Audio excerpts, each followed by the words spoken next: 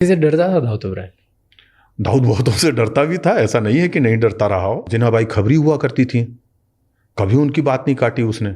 कौन थे, क्या था? जिन्ना बाई खबरी जो है हमारे यहाँ की एक तरह से कह सकते हैं एक गॉड मदर के रूप में उनको इस्टेब्लिश किया जाता है।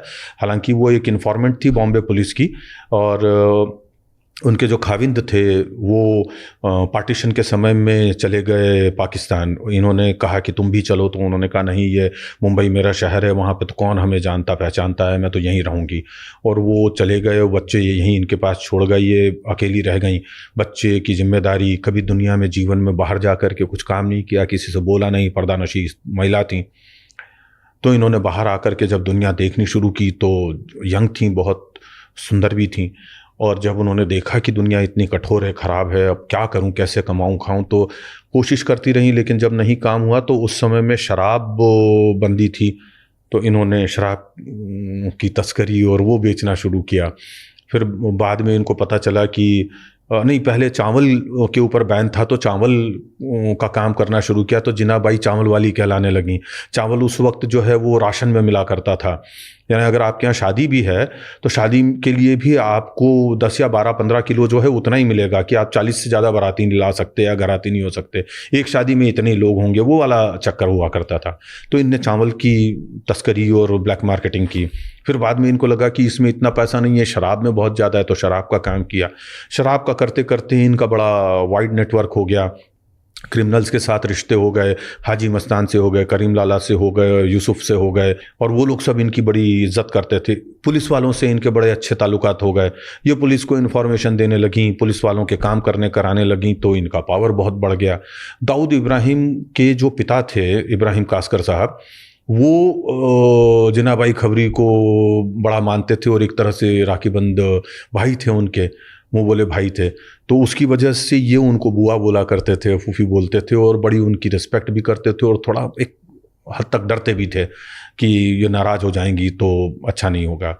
बट तो आउट ऑफ रिस्पेक्ट डरना हुआ ना, डर तो डर होता है, डर तो डर होता है, चाहे किसी भी तरीके का हो। बट इनको किसी का खौफ था? कोई ऐसा था जो इसको लगता था कि ये कंपटीशन है या ये बराबर की टक्कर? समत था, समत खान उनका पूरा कंपटीशन था।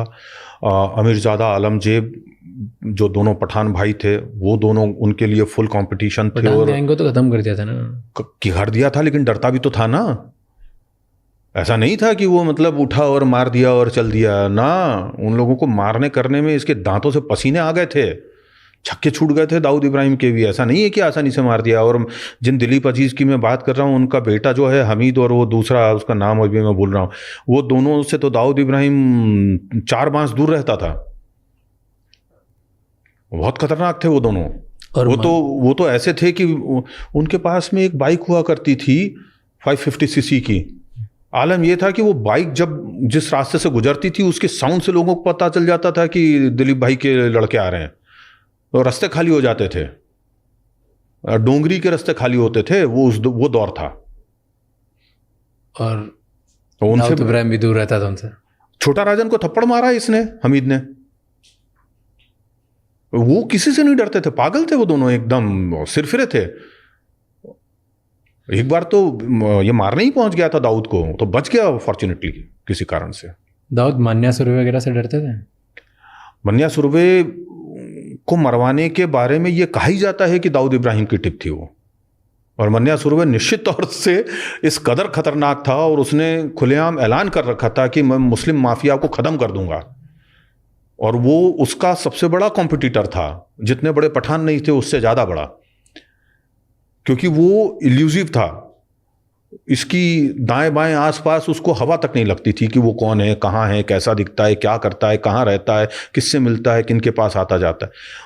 उसके पीछे एक लंबी स्ट्रेटजी के तहत उसको इन्वेस्टिगेट करवा के, उसके पीछे खबरी लगा के, उसकी इंफॉर्मेशन निकाल करके पुलिस को दी गई, और उनने जा करके एनकाउंटर किया।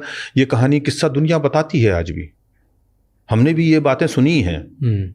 मेरा कोई फर्स्ट हैंड एक्सपीरियंस नहीं है, लेकिन मैं जिन इन्फॉर्मेट से मिलता हूँ, जिन पुलिस ऑफिसर से मिलता हूँ, या जिन अदर ये कहना चाहिए कि गुप्तचरों से या जासूसों से मिलता हूँ, उन लोगों से हमें ये खबरें मिलती हैं एंड अरुण गौली से डरते थे उद्धव? नहीं नहीं, अरुण गवली वगैरह से कोई खौफ का नहीं सिलसिला था। अशोक जोशी से जरूर उसको खौफ था, डर था, इसलिए बाद में उसने अशोक जोशी को भी मरवाया।